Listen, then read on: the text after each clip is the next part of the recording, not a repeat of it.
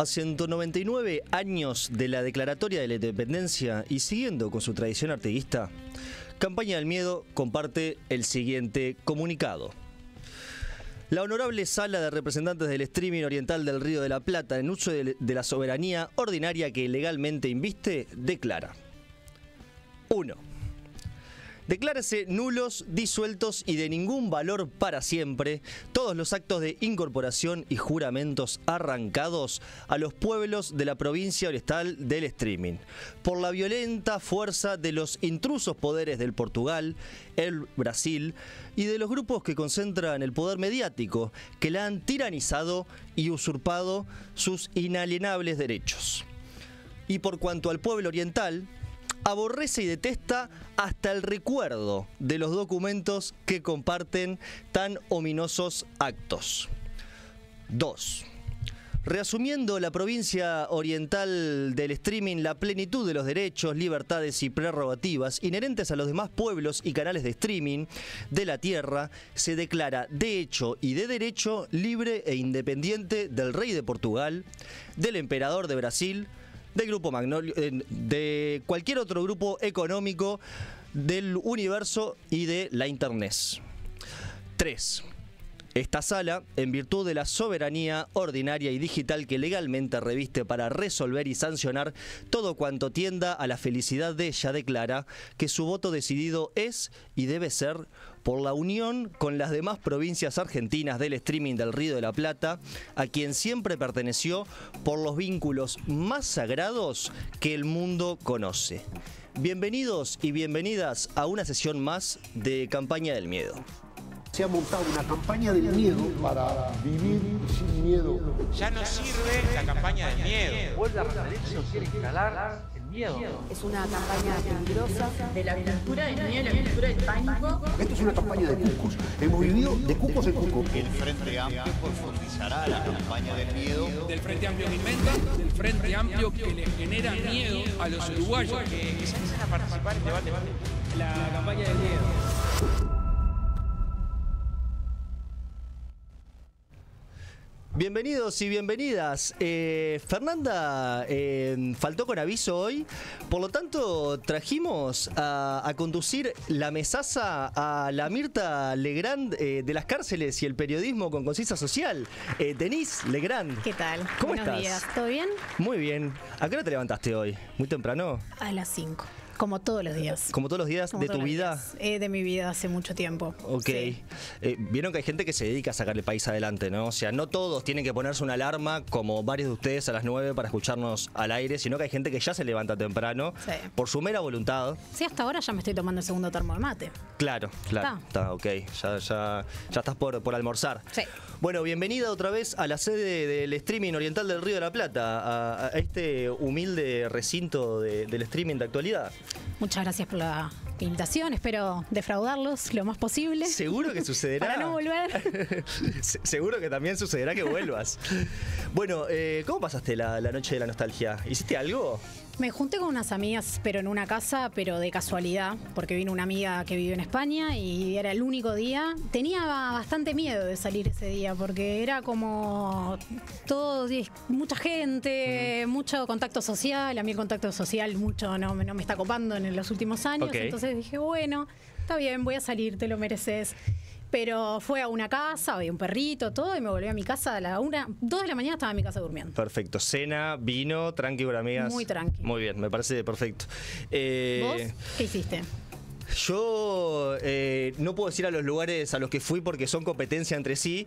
Ah, pensé que porque no te acordabas. No, me acuerdo perfectamente de cómo entré. En uno el promedio de edad era 55 para arriba. Muy bien. A lo cual dije, me tengo que retirar rápidamente de aquí. Cuando una señora me dijo, ¿vos sos el nieto de Jacqueline? Sí, soy yo. Un montón. me tengo que ir. Pero de todos modos bailamos unos buenos oldies y luego terminé en otro con un perfil etario tal vez de 25 o 30 años en donde uno se siente un poco más cómodo, ¿no? Uno ya tampoco se siente demasiado cómodo en esos lugares llenos de jóvenes, pero un poco más sí. No, cuando podría ser casi la mamá de alguno de ellos, decís, tipo, ¿qué momento que no? Che, ¿y qué te da nostalgia? ¿Te da nostalgia, por ejemplo, como Luis Parodi al frente de la cárcel de Punta de Rieles. Sí, me da nostalgia Luis, me da nostalgia Punta de Rieles, me da nostalgia la primavera progresista, me da mucha nostalgia. Me da nostalgia, bueno, el otro día veía un video de Don Coni, o sea, capaz que te acordás. Don Coni era un rapero que salió del Marconi, de los centros, de las usinas culturales del MEC. Y claro, era como algo financiado por el gobierno que se dedicaba a darle palo al gobierno. Maravilloso. Y era como... ¿Tan frente amplista eso? Tan frente amplista todo eso. Y era rarísimo. Y me dio un poco de nostalgia, me dio un poco de cosas, de la cantidad de cosas que en algún momento se hicieron y que unió también a una generación, como fue la campaña de No la Baja, esas cosas que las interpartidarias de las juventudes de todos los partidos se unían. Y bueno, y ahora, claro, somos todos más grandes, ya estamos todos en otra, algunos salimos corriendo de esos lugares. Es increíble como... increíble, no, es absolutamente creíble y razonable porque nos separan unos meses nomás, Denise, pero yo también me siento generación No a la Baja. Obvio. Sí. Obvio. Vos capaz que estabas dirigiendo, yo estaba llevando la pancarta con 15 años. Pará, no tenemos tanta diferencia de edad, me estás matando. Total, no, pero yo que estabas dirigiendo más como la conducción del movimiento, estratégica, la comunicación, no sé ni idea en qué cantabas en esa campaña. Estaba coordinando la comunicación. Y bueno, sí. Pero éramos todos muy jóvenes y era muy divertido porque nos uníamos con jóvenes de todo el país y de alguna manera tenemos esa cosa de que nos ubicamos de ese momento. De ese momento nos ubicamos, bueno, con Fernanda Feir, Gonzalo Barón y gente que ahora está en lugares de decisión, que llegaron muy jóvenes en lugares de decisión, comparado capaz que con el FA que hubieran llegado a los 60 recién ahí. Entonces es interesante ver cómo la gente va picando en los distintos espacios y cómo también, si empezamos a ver, hay distintos proyectos que están cumpliendo sus 10 años, sus 15 años, o sea, la diaria tiene la misma edad que la Mojigata, por ejemplo. Nada crece a la sombra tiene la misma edad que otros colectivos que han nacido en esas etapas. Entonces empiezan a aparecer distintas cosas que te das cuenta que estás cumpliendo 10 años, que estás cumpliendo 15 años y que decís, ¿para qué cantidad de tiempo? Y a ver quién viene como a sacarnos de acá y que nosotros nos dediquemos a nuestra vida de otro lugar. O sea, vos atribuís el boom del progresismo 2014-2015, cuyo eje dinamizador fue No a la Baja, en donde se dispararon varios proyectos de la sociedad civil creo que 2005...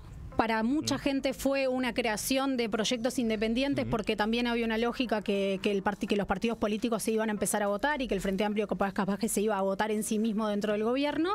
Y hay otra etapa que es la etapa No la Baja que empieza a germinar otro tipo de cosas. Bueno, el INR, el Instituto Nacional de Rehabilitación, tiene apenas un año más que Nada crece a la sombra. Entonces no es que nacimos todos muy separados, no es que nacimos demasiado lejos en el tiempo. Entonces, bueno, también se acompasa con otro tipo de personajes, como vamos a tener hoy a Luis, por ejemplo, Parodi, que es como la imagen también para toda una generación de educadores que tiene mucho que ver con las cárceles, pero tiene mucho que ver también para aportar la educación en general y en ese como sentir de desafiar al mundo, de hackear al mundo, que creo que va a ser súper interesante escucharlo. Y de probar cosas diferentes, ¿no? En un país en donde siempre se hace lo mismo. Animarse. Sí, total. Bueno, vamos con un cual repasito de los cielos, a ver qué ha sucedido este fin de semana en Uruguay.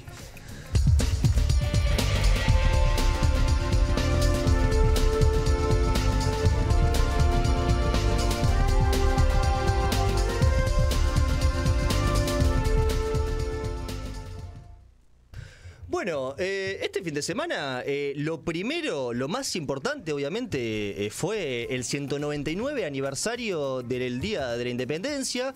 Vos hablabas de las cosas que tienen 10 años, yo como un ser humano conservador de este país permitíme hablar de las cosas que tienen 199. Sí.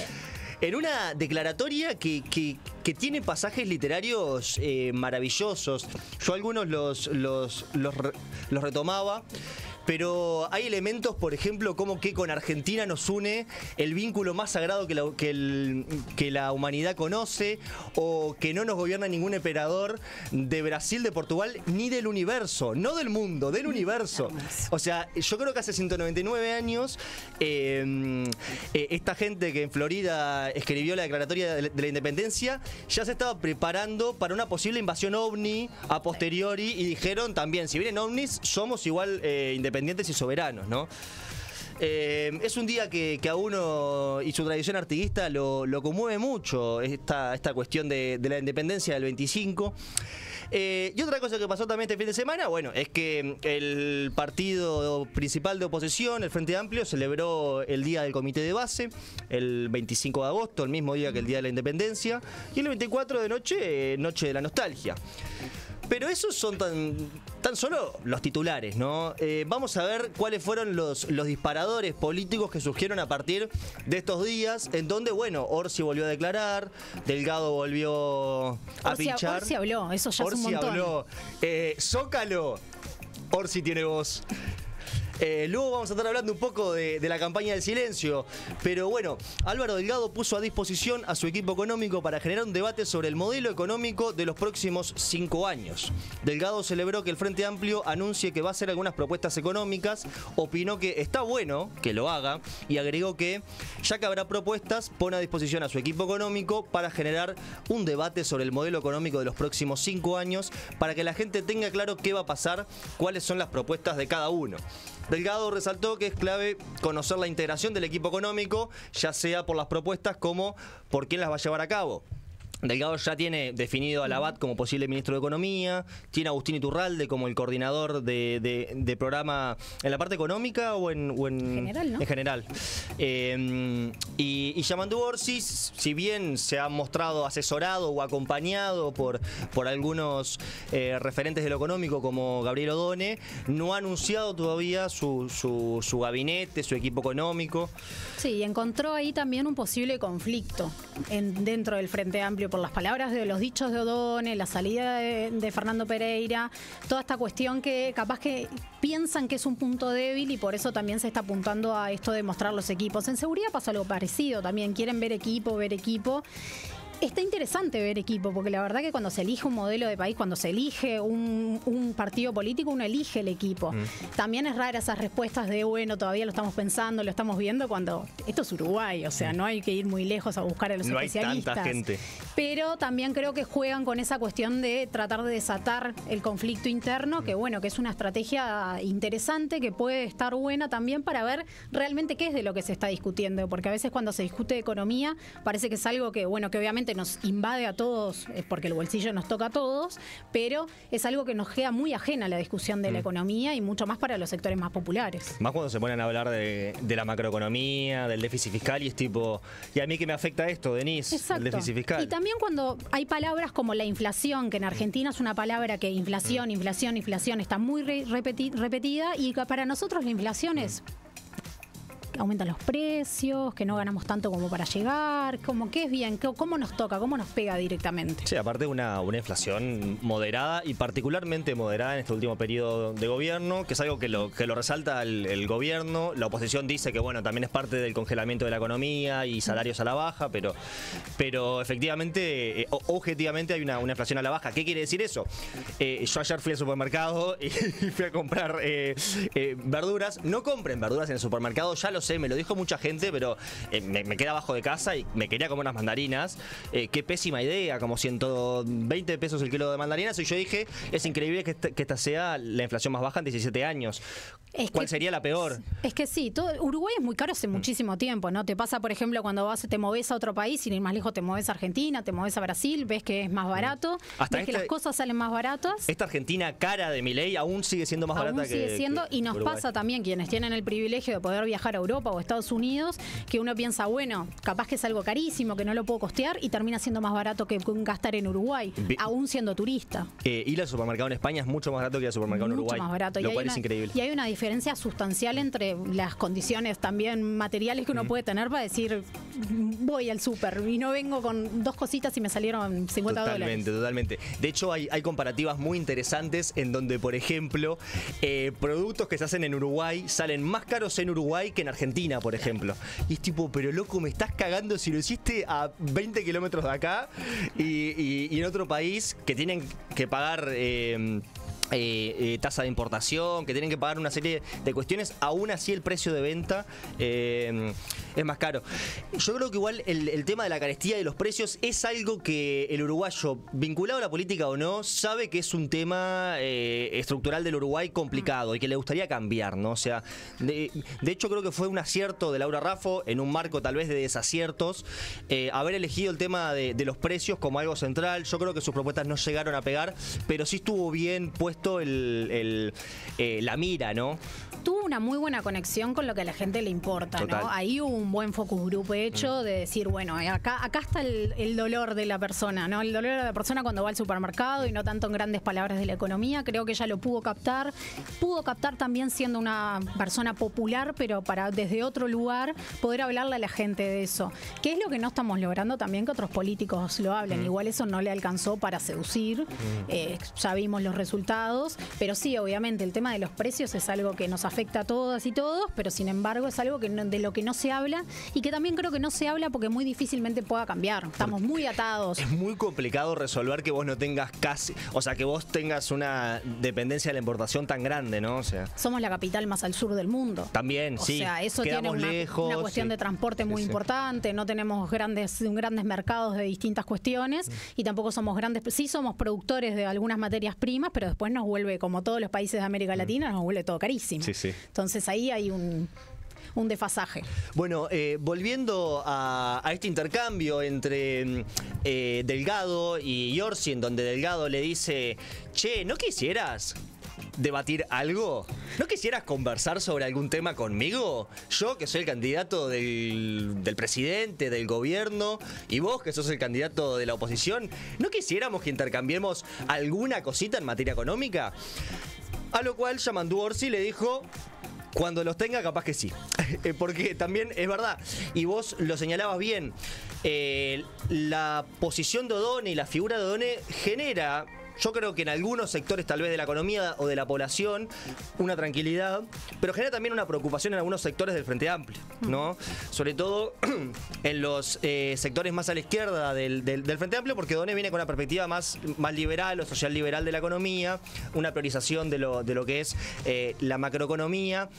Llegó a hablar de flexibilizar los consejos de salario, a lo cual el mismo día el presidente del Frente Amplio sale a decir, esto no es lo que defiende el Frente Amplio. Ahí tocó la sensibilidad. Es que con los consejos de salario, bro, no te podés meter. It's not for ahí, No. Ahí fue que el momento clave que fue hasta acá llegaste, tranquilito y para atrás. Sí. O sea, yo creo que estaba viendo hasta dónde podía tirar la pelota para la derecha. Odone dijo, hasta acá llegó, más quedó afuera del partido. Pero entonces, claro, como bien decías, el oficialismo reconoce que acá tiene un punto de quiebre para la oposición. Entonces, si Orsi dice, ok, mi equipo económico va a ser Odone o va a ser Vergara o Ferrari o quien sea, o Álvaro García, o alguien más de medular del MPP, ya va a ser un problema, sea quien sea, para algún lado o para adentro. Entonces, pinchar desde ese punto de vista es algo que le puede traer como recompensa a Delgado una división en su competidor. Y también no desgasta una figura interna, porque desgastar a Odone en la campaña también es no desgastar una Álvaro García, un Vergara, que por ahí se necesita en una etapa más crítica de un posible futuro gobierno. Ahí también, desde ese lugar, bueno, estás desgastando una imagen que tampoco está tan construida por fuera de lo que es el valor técnico que él tiene y el valor del micromundo. Bueno, para la población en general no es una imagen desgastada todavía. Sí, que te lo podés guardar para cuando las papas quemen. Bueno, el Frente Amplio en este día, en su día del comité de base, entregó un documento de unas 23 páginas que es básicamente el Frente Amplio ya tiene un programa único de gobierno. Tiene en realidad bases programáticas y esto es importante por el nivel de definición, de precisión, que en general son cuestiones más genéricas, más como ideas, como orientaciones. No sé, en materia educativa se habla de, bueno, una asignación presupuestal del 6% más 1, de recuperar los consejos, pero no dice, vamos a hacer un plan más específico de instrumentación, digamos. Como tal vez Carolina lo había hecho con el Plan País en su momento, que eran medidas más concretas de aplicación de las bases programáticas. Bueno, ahora el Frente Amplio está trabajando en un plan de gobierno 2025-2029 y le entregó a los comités de base este documento, este borrador de 26 páginas de 23 páginas, para que lo discuta, rotulado en la construcción de un Uruguay de bienestar. ¿Qué te pareció el documento? ¿Estuviste viendo alguna cosa? Estuve viendo particularmente las partes de seguridad, convivencia e infancia, que bueno, que son uno de los highlights que se está buscando. Mundo. Mi mundo, yo no salgo de ahí, no me saquen de ahí porque no sé ni las calles por fuera de eso en este momento. O sea, a vos te llega un PDF, apretás Control F y ponés cárceles. Seguridad. Sí, seguridad total. Sí, y cárcel, bueno, me sorprendió lo cortito que está cárceles y lo generé. Bueno, no, me sorprendió en general, me sorprendió el poco trabajo de diseño comunicacional para que pueda ser un material discutible por las personas que no están acostumbradas a aproximarse a un texto, que, vale decirlo, es la inmensa mayoría de la población no está acostumbrada a eso. También tiene una perspectiva muy poco juvenil a la hora de dar una discusión. Es un documento como muy, muy vetusto, muy... Bueno, mucho que no lo dieron impreso, ¿no? O sea, mucho que lo mandaron en PDF, Denise. Sin duda. Sí. Eso ya fue un montón. Me parece que estás muy radical vos con el cuestionamiento al Frente Amplio. Sí, estoy un poco. No, pero también vi, son algunas como expresiones de deseo que cuesta a veces, si nos tapamos los ojos y vemos un programa o el otro, como son tan expresiones de deseo, cuesta ver de qué lado está quién. Y en particular, bueno, en la cuestión de seguridad hay algunas generalidades que bueno, ya está dicho, ¿no? Bueno, profesionalizar a la policía, combatir el narcotráfico. Aparece algo interesante que empieza a aparecer, bueno, el lavado de activos es algo que está apareciendo cada vez más. Ahí se nota clarito también la injerencia de los Jorge Díaz, de algunas personas que están en la vuelta, que están aportando eso. Y aparece... ¿Algún Gil Iribarne decís que ande por la vuelta también? También, yo creo que ahí hay unas cuestiones como bien interesantes que empiezan a aparecer, pero que son muy tímidas a la hora de hablar porque es meterse contra el poder económico. Claro. Y eso sería una cuestión de decir, bueno, vamos a cruzar al poder económico en la lucha de las economías ilegales, y por además, ejemplo. En el medio de una campaña. O sea, es mucho mejor que lo hagas sin avisar mucho, ¿no? En el medio de la campaña de quienes probablemente te estén financiando también. Total. Porque pasa en todos los partidos políticos y en toda América Latina y el mundo, que uno no sabe muy bien la naturaleza de dónde son esos grandes financiamientos, y muchos pueden estar cruzados con economías ilegales o con algún lavadito de activos que ande en la vuelta. Entonces también esto de... alguna evasión fiscal, capaz. Y alguna cosita, sí. Pero me parece interesante que se esté empezando a sacar estos documentos. Me parecería interesante mucho más que haya mucho más para discutir, porque además nos están dando poca discusión en la campaña en general. Sí, está chata esta campaña. Me parece muy interesante esto que decís de es raro en campaña avisarle al poder económico que te tiene que financiar la campaña, porque así funciona la democracia partidaria burguesa, en el sentido de es con financiamiento privado en general, que lo vas a combatir en el sentido de vos un allanamiento no vas a avisar que lo vas a hacer. O sea, lo mejor es que lo hagas sin avisar mucho. Sin embargo... Los allanamientos avisan. Es al revés, ¿entendés? Como a la parte de todo lo que tiene que ver con las cuestiones de crimen, les están alertando. Y eso habla también de cómo se generan las amenazas desde el sistema político. El sistema político a nivel de seguridad trabaja mucho para amenazar. Amenaza todo el tiempo. Y no amenaza de la misma manera. Con que va a apretar, decís, claro. Claro, con que va a apretar, que va a traer medidas, que va a aumentar penas, que van a pasar determinadas cosas. Y del otro lado, ¿qué pasa? Yo me armo también. Claro. Yo me armo, me hago más grande, me hago más robusto, empiezo a generar también otro tipo de defensa. Entonces hay que ver ahí si no sería una medida capaz que es muy radical de izquierda amenazar al poder económico. No serás tan zurdito de amenazar al poder económico, ¿no? Total. Peligroso. Sí, bueno, tenemos un fragmento de las declaraciones que decía Yamandú Orsi en algún comité de este país, no sabemos en cuál. A ver qué dijo Orsi. Mucha gente. En el Frente Amplio manda Yamandú Orsi porque ayer Ojeda dijo... Quedó claro con toda esta polémica que se dio en economía, en lo del programa, en Odón, en lo que dijo también Fernando Pereira, que no manda Yamandú Orsi y que manda la vieja guardia, la vieja barra más radical del Frente Amplio. ¿Quién sería? ¿Qué analista, ¿Qué analista, no, el Frente Amplio tiene sus autoridades. Francamente, podrían haber transformado el canalista en un meme, pero la verdad es que es que duerme esta comunidad digital, Ya lo eligió y manda la estructura, que es una estructura donde va de abajo arriba. Claro, lo que pasa es que hay gente que no entiende a veces otros niveles de organización que sea el ordeno y mando. Una formación. Y así funciona un país cuando lo agarra ese tipo de concepción. Obvio. Yo creo que esta salida... cuando nos toque asumir la responsabilidad... Bueno, está bien, una vez que arrancó a hablar, déjalo hablar porque no habla mucho. Aprovechemos el momento. Total. Yo creo que esta salida, porque lo que Ojeda le estaba cuestionando y también Delgado es, bueno, ¿quién tiene el poder en realidad en el Frente Amplio? Porque fíjate que tus... posible ministro de Economía sale a declarar y a las 2 horas en el mismo canal el presidente del Frente Amplio sale a decirle eso no es el Frente Amplio. Vos tenés un programa atrás que medio que te orienta, que te limita, y él en realidad transforma ese demérito en un mérito, o sea, ese pasivo en un activo que le dice, no, claro, o sea, el Frente Amplio se dirige o se debería dirigir de abajo para arriba. Después, la casuística de algunas decisiones uno puede decir, no, efectivamente también el Frente Amplio tiene su mesa política, cuando se pica, es el presidente quien tiene que definir.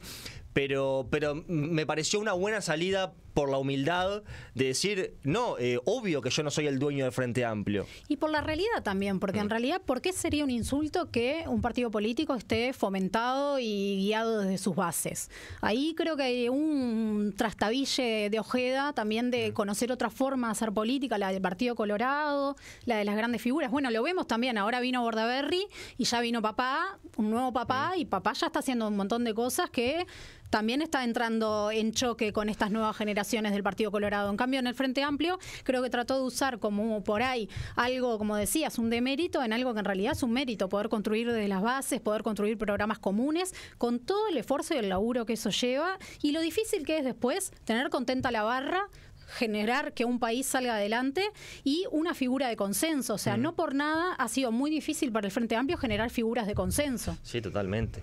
En una fórmula, la fórmula Orsi-Cose, que pega bien, por lo menos las consultoras le dan buen nivel de aceptación de la fórmula en sus votantes, que es algo que, por ejemplo, Álvaro Delgado y Ripoll todavía no están logrando, que tienen como un 25-30% de desaprobación, que es un número efectivamente alto.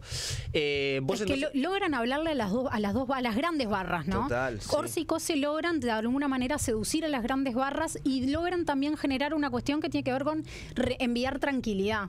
Por ahí Ripoll es mucho más novedosa, se sabe que viene de otros lugares, hay una cuestión de archivo que es mucho más compleja para ella llevar adelante. Ayer veía un meme que decía, onda, me estás diciendo esto que yo dije antes, y eso te lo dije como 3 personalidades atrás. O sea, y tiene un poco que ver también con... ¿Pero era un meme que estaba atado a Ripoll o era simplemente un meme que era un meme que a mí me trajo también esta cuestión de, bueno, también como hay estas contradicciones, ¿no? Con los allanamientos nocturnos, ponele que Ojeda se contradice respecto de 2019 y 2024, que está bien que la gente cambie de opinión. Lo que pasa que es muy difícil también cuando hay personajes que han sido muy públicos. Es muy llamativo que de repente ADEOM sea un espacio de referencia cuando en realidad ha sido muy defenestrado desde los sectores conservadores. Sí, sí. Entonces es una movida que hay que ver. Tal vez le salga muy bien o tal vez le salga muy mal. Sí. No contenta las barras. Me interesa mucho eso que decís de resistir el archivo, y en realidad a mí a veces me gustaría hacer como un poco más una reivindicación a poder no resistir el archivo, salvo cuando tuviste posturas extremadamente tajantes, ¿no? A ver, es raro sí que vos en 2 años hayas pasado de pensar que la reforma educativa era lo peor a que estaba bien, que la reforma de la seguridad social había que eliminarla y que ahora está bien, que la LUC estaba toda mal y que ahora está bien. Eso es raro porque básicamente es poco creíble. Pero yo sí quiero reivindicar un poco eso de, en política está bien cambiar de opinión. O sea, me parece hasta un mérito cuando los dirigentes con cierta cintura política saben ir comprendiendo que tal vez lo que pensaban no estaba tan bien y saben asesorarse. Yo de hecho prefiero un dirigente así, que sepa decir, che, capaz que yo esto hace unos años lo pensaba y hoy en día no lo pienso más. Siempre que sea desde una postura franca, honesta, no porque hiciste un focus group y ahora tenés que... Pero creo que, y si no se lo podemos pedir a los dirigentes, por lo menos piénselo a los comunicadores. Está bueno reivindicar, capaz que no resistir 100% compre todo el 100% del archivo, porque si vos resistís todo el archivo, quiere decir que no cambias nunca. Es decir que... Y está bueno demostrar que uno aprende también. Total. Y está bueno también sorprender y está bueno también generar, hablarle a otros sectores de la población. Creo que también ahí hay un mérito importante, por ejemplo, la barra joven blanca, que la barra joven blanca, que la joven y no tan joven, ¿no? Hablamos también de los ministros Martinelli, Lema, Sciarra, todo, Satjian, toda una generación, además de la barra más joven. Eso que dijiste. Sí, pero me salió. Sí, estuviste muy bien. Que han logrado comunicarse con la población desde otro lugar, con otro tipo de empatía, y que han logrado que algunos temas se dinamicen hacia ciertos lugares que están súper interesantes. Y también hay juventudes desde otros lugares que se han logrado también como permear de distintos temas, que eso es lo que te hace que los temas se muevan y salgan adelante y que después haya efectivamente acuerdos interpartidarios. Totalmente, totalmente. Bueno, creo que tenemos algún fragmentito más de Orsi, que como bien decíamos, aprovechemos que habló para pasarlo. O Nico, ¿con qué queremos ir? Ahí va, está, sí. A ver qué más dijo Orsi. Gobierno actual. Y hablar menos. Todo el gobierno, porque... ¿Podés ponerme la pregunta del periodista? Porque ahí es interesante. Volé un poquito para atrás. Ahí se va a enterar bien cómo funciona. Le pregunta por seguridad. 1 o 2 homicidios por día. ¿Qué tiene que hacer hoy el gobierno actual? Y hablar menos. Todo el gobierno. Como él hace. Decía él también. Está muy preocupado por mí, por lo que yo digo y hago, y vos, loco, te está pasando un elefante por adelante y no lo ves. Hablar menos. Y hacer más y a ver, uno tiene que tener mucho respeto también por la gente que se dedica a eso y que trabaja en eso. Y ojalá le encuentren la vuelta ya. Y hay propuestas de seguridad que plantea la coalición republicana, que la puede empezar a aplicar ahora. ¿Eso es cierto? Y hay algunas propuestas que ya se están aplicando. Es difícil pensar que alguien a menos de 3 meses de unas elecciones va a empezar a aplicar propuestas. La estrategia de seguridad llegó bastante tarde también, estas 16 medidas que están de dudosa aplicación. Tuvieron 3 cambios de ministro también en el Tuvieron medio. Muchos cambios de ministros con perfiles Muy bien diferentes, con perfiles bien diferentes a la interna, con también otro tipo de comunicación con el afuera. Tuvieron la torpeza de Heber en el medio, que creo que les dinamitó muchísimas cosas. Hay un problema interno muy, muy grande de las jerarquías policiales que han cambiado muchísimo. Muy pocas jefaturas se mantienen con los jefes originales. Eso también te genera una dinámica dentro de la policía. La policía es liderazgo, es un liderazgo jerárquico. Hay un cierto desgobierno que es difícil pensar que en época electoral alguien se va a animar a hacer algo muy diferente. Entonces, creo que se está hablando muy poco de seguridad, porque sí, podemos hablar, hay 1 o 2 homicidios por día, sí, ya lo sabemos, y lo van a seguir habiendo. ¿Se está hablando poco de seguridad, decís? Yo siento que sí. ¿O se está hablando superficialmente de seguridad? Yo siento las dos cosas. Siento que por un lado se habla poco de seguridad, y por otro lado, claro, en el streaming hay que mirar para allá. Claro. Siento que se habla muy poco de seguridad y que por otro lado también pasa que lo que se habla no es lo que la gente necesita escuchar. Se habla de algunas medidas como hacemos todos los años que hay campaña, ¿no? Se empiezan a hablar de algunas medidas que vienen traídas de los pelos, los allanamientos nocturnos, la pena de muerte, la militarización, algunas cuestiones, la baja de la edad de imputabilidad penal. Cosas bien mágicas, ¿no? Cosas que no solamente no son bien mágicas, que suenan muy mágicas y no lo son, sino que además también va a llegar un punto que van a tener todo este repertorio de medidas y van a tener los mismos problemas. Claro. Que pasó mucho con la ley de urgente consideración. Cuando se aprueba la ley de urgente consideración y se considera que va a empezar a aumentar muchísimo la mejora de la seguridad, porque era una herramienta que el gobierno necesitaba y demás, bueno, no fue tal. Y creo que con el diario del lunes, por suerte, no se aprobó la reforma de la LUC, porque si no, lo que hubiera pasado es que se aprobó la reforma de la LUC. Que no se aprobó que la LUC no sabe que la LUC se que no se haya derogado. Que no se haya derogado. Okay, Sí, que no se aprobó, que no se haya derogado, porque si no, eso sería el tema de campaña hoy. Claro.